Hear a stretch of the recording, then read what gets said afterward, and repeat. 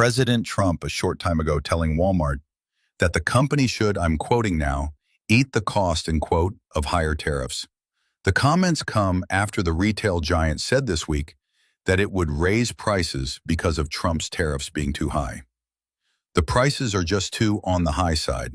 It's on the high side, especially for middle-class, low-income earners.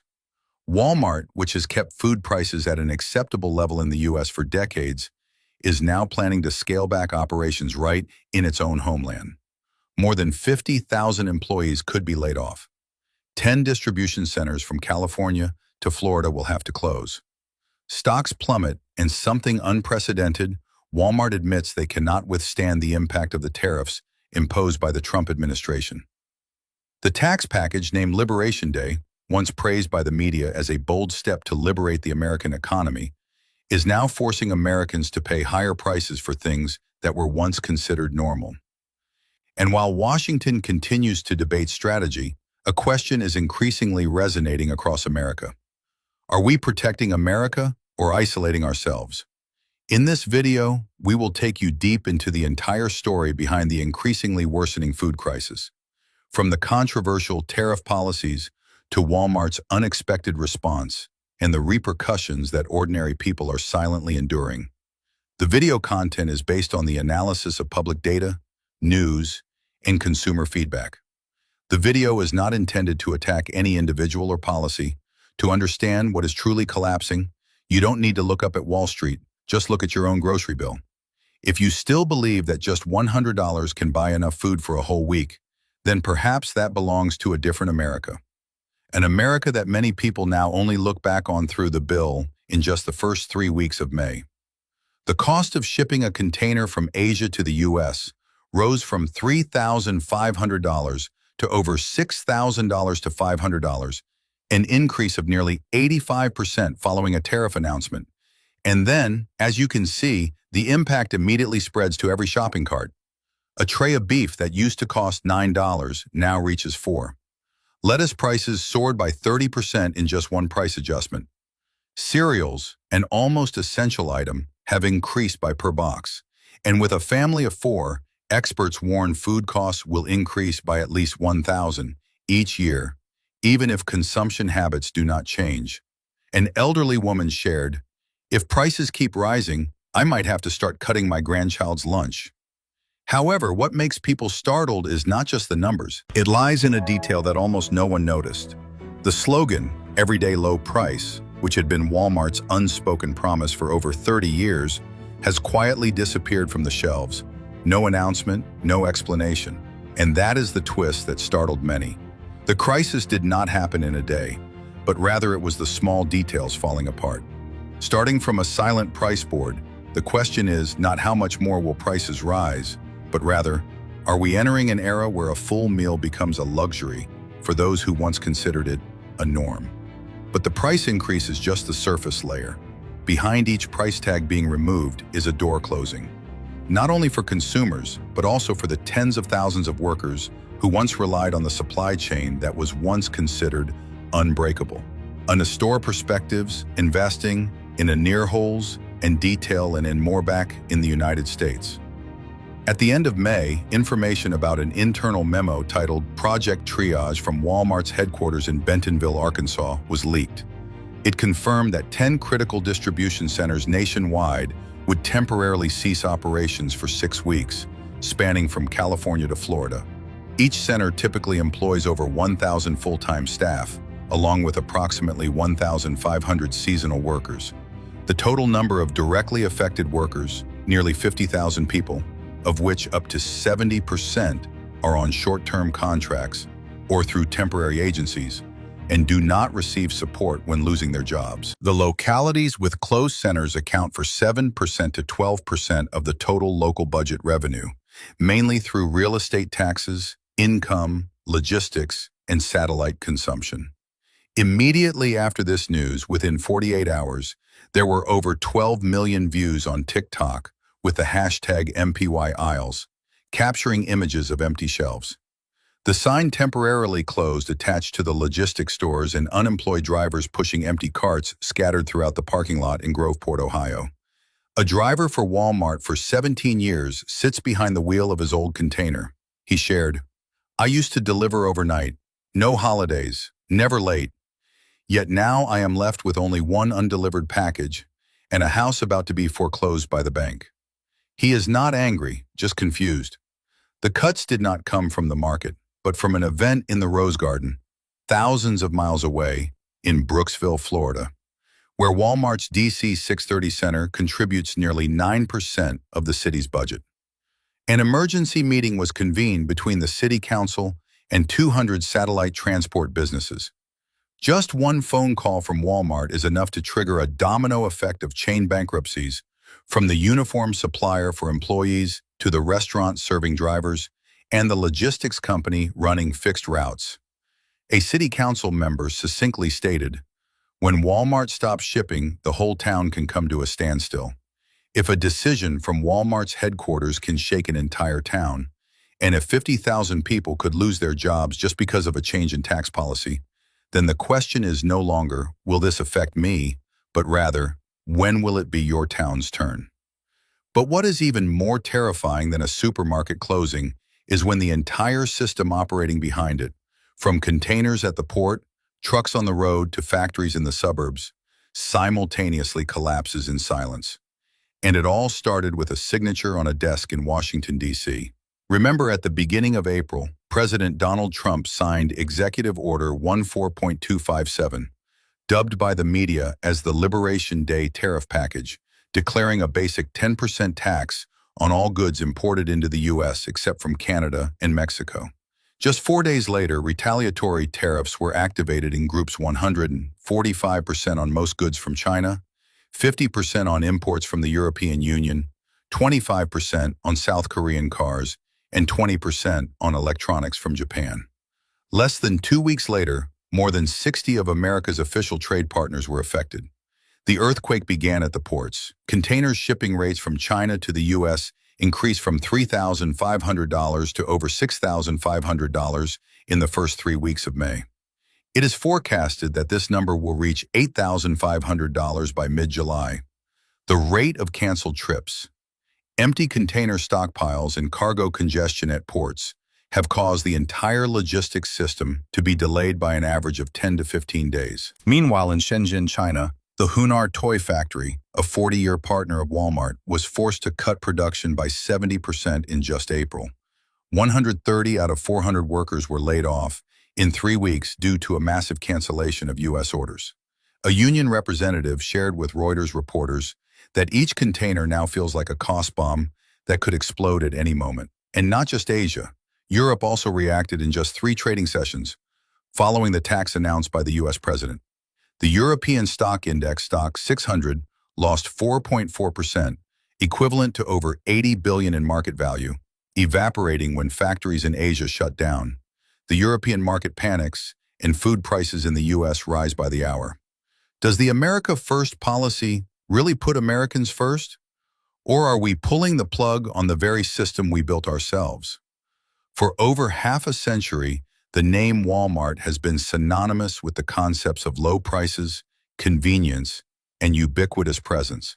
But now, internally, the company is reconsidering what seemed untouchable: their level of presence in the United States.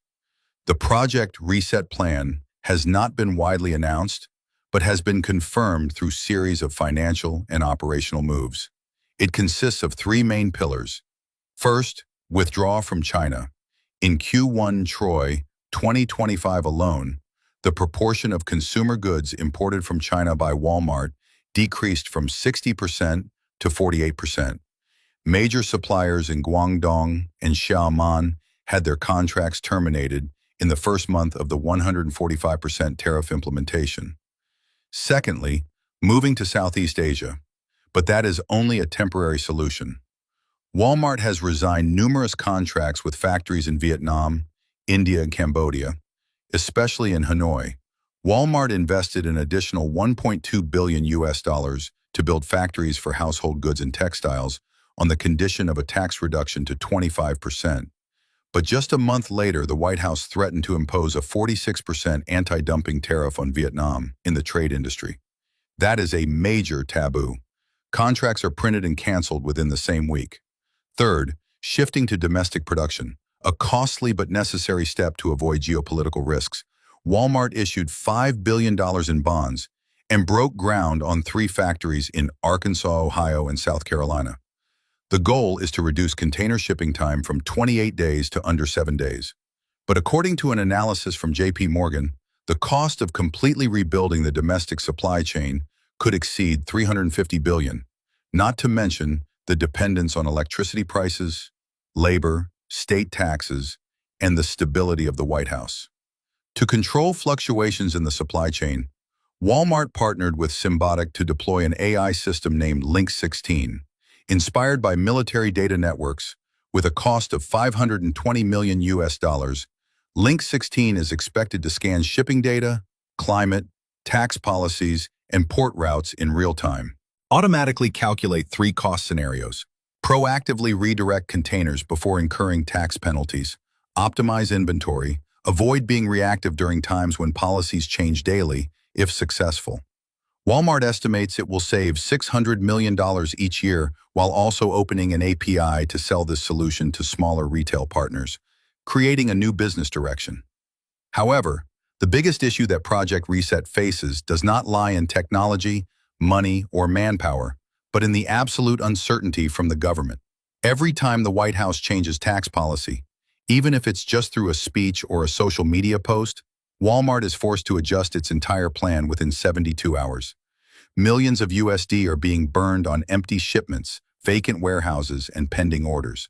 And more importantly, investors are starting to lose patience. In just 30 trading sessions after the tax package was announced, Walmart's stock lost more than 11% of its value, equivalent to 37 billion USD in market capitalization being wiped out. Retail ETF funds were forced to restructure their portfolios, creating a domino effect across the entire retail and logistics sectors. If Walmart, the largest retail business in the United States, can't hold on, then who will be next? This question has no answer yet, but the signs are clear. Small and medium-sized enterprises cannot invest in AI Link 16. No one but Walmart can move factories in just a few months, and the vast majority of consumers cannot pay an extra 20% for items that were once considered everyday low prices. If Walmart, with its enormous potential and global logistics system, still struggles every day with each tax increase. So what will happen to the smaller businesses, the towns that rely on freight transportation, and even the people who are living on frugal meals? We are witnessing a quiet withdrawal not only from the global market, but also from the very country where Walmart once stood as an icon. But if Walmart withdraws, who will be left behind, and what will they have left? When the president declared that America needs to be self-sufficient, needs to bring jobs back, many citizens applauded in support. Because after many years of witnessing factories move away and streets become deserted, who wouldn't hope to see made in USA products return to the shelves? But what is not clearly stated or often imagined is that to go from slogan to reality, America will have to traverse a thorny path. The fact is, the trade protection policy began with heavy tariffs on imports, especially from countries like China, the EU, and South Korea. But instead of making domestic products more competitive immediately, the first thing that happened was prices skyrocketed. The cost of shipping containers from Asia has nearly doubled. Imported goods are taxed up to 145%, and businesses pass that difference on to consumers. A chain reaction that everyone can see. The prices of goods skyrocketed, and a middle-class family's weekly supermarket bill increased by an average of $0 to $30. That means every year Americans have to pay nearly or more just to buy things that used to be very normal. Maybe someone thinks, fine, it's a bit expensive, but the goods will be made by Americans. But the reality is the supply chain, which took 30 years to build, cannot be recreated with just a signature. When Walmart cut contracts with the factory in Guangdong, they couldn't immediately have an equivalent factory in Arkansas. When the domestic factory started construction, they had to wait 2 to 3 years to train workers, establish processes, and source raw materials, which were previously imported. And in the meantime, the goods still need to be displayed on the shelves, but the prices are no longer everyday low. A logistics expert once likened it, You might say that you want to grow vegetables in your backyard. But if today you uproot the entire street market before sowing the seeds, who will feed your family throughout the winter? Not the government, not the global companies, but rather those who have to cross their favorite items off the shopping list. They are the workers who suddenly lost their fixed routes because the Walmart center closed. A worker shared, "I don't oppose domestic production, but before we are brought back to the factory, we are being left on the sidewalk." No one opposes the need for America to stand firm needs self-reliance. But does the path to achieving that necessarily have to start by pushing people to the brink of high prices, unemployment, and unemployment? And while Americans struggle with rising food prices, empty supermarket shelves, and broken supply chains, something worth pondering is happening not far away. Just north of the border. While Walmart in the U.S. is cutting back on distribution, Canada has recorded the strongest growth in food and consumer goods exports since 2016. Not because Canada is cheaper, not because they are richer in resources, but because, while the U.S. tightens trade with the world, Canada opens up just in time when the U.S. imposed high tariffs on Chinese, European, and Asian goods. Many international corporations chose Canada as an alternative transshipment point. In less than 6 months, multinational logistics companies have shifted over 40 container transport routes from California ports to Vancouver and Halifax. Canada's retail distribution system increased investment by 12% in food preservation, packaging, and order processing technology. Chains like Loblaw and Metro have started signing contracts directly with suppliers who previously worked with Walmart in the U.S. A textile factory owner in Bangladesh shared, "We used to sell 30,000 jackets to Walmart in the U.S. every month. Now the entire production line has moved to Walmart Canada. And not just Canada, the rest of the world is also shifting." Mexico increased agricultural exports to Asia by 28% thanks to a timely withdrawal from the U.S. market.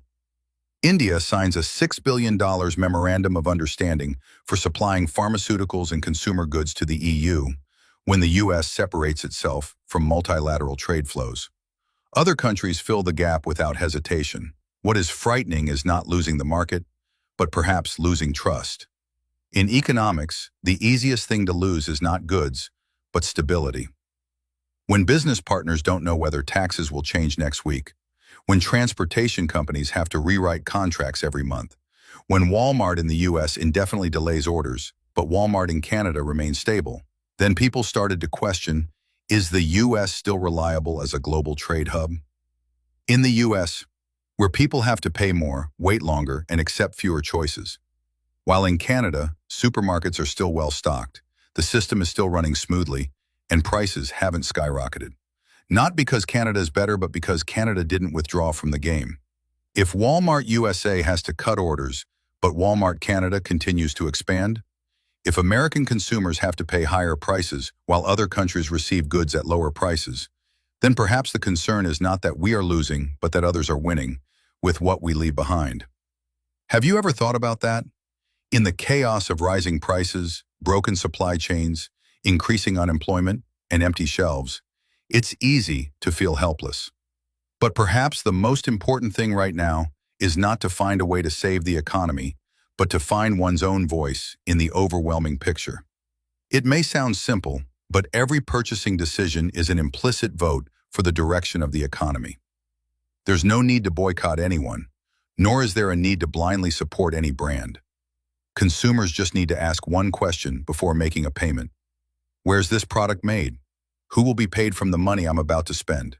Prioritizing domestically produced goods, if done transparently, not only helps retain jobs for locals, but also sends the message that American consumers are willing to support, but do not want to be exploited.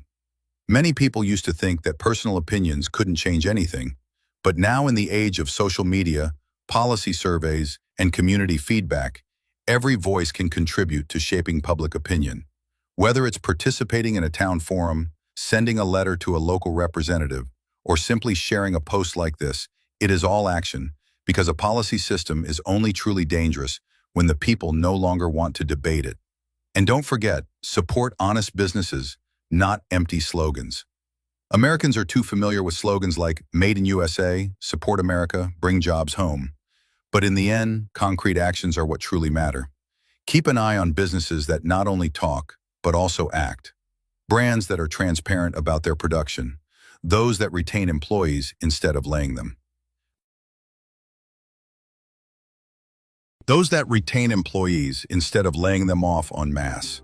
The small shops still grit their teeth and maintain prices amidst the inflation surge. Hope does not come from promises, but from the quiet actions of those who maintain kindness in difficult times. Although Walmart is trying to overcome a difficult period, the Project Reset plan, if successful, could set a precedent for the entire industry. Bringing production back to the U.S., implementing AI logistics technology, reducing shipping time from 28 days to 7 could open up a more sustainable system if accompanying policies are stable. Nothing can change overnight, but if businesses adjust, consumers adjust, and the entire system listens, then America still has a chance to correct itself. Without losing its dignity, we have rebuilt America after many major events. So why can't we start over from a small shopping cart, a small voice in a conscious purchasing decision? Maybe we can't change the policy, but we can change the way we live within that policy, and from there, quietly create a strong enough pull to make the entire machine listen. Walmart is not just a chain of supermarkets. It used to be a symbol of stability, of access to affordable goods, of the belief that ordinary Americans could still live comfortably. But when Walmart itself starts to waver, when 50,000 people lose their jobs just because of a tax line, when beef prices rise by $5 and milk becomes a luxury for a single mother, perhaps the issue is no longer about a company changing, but about a society gradually losing the things that were once very familiar. If you've ever seen your bills go up, seen a favorite store close down, or simply noticed that life is becoming harder to live, leave a comment below. Not to complain, but to remind each other that we are not alone in this change. If you feel this is worth listening to, please share this video with someone who needs a calmer yet more genuine perspective. And if you want to continue following stories like this, hit subscribe so you don't miss the next content. The content of this video is created for informational and educational purposes, compiled from reports, public data, user feedback, and mainstream news. We do not represent any organization, individual, or political viewpoint, and we do not draw absolute conclusions about the events or individuals involved. All analyses are objective, aimed at provoking reflection and constructive dialogue within the community.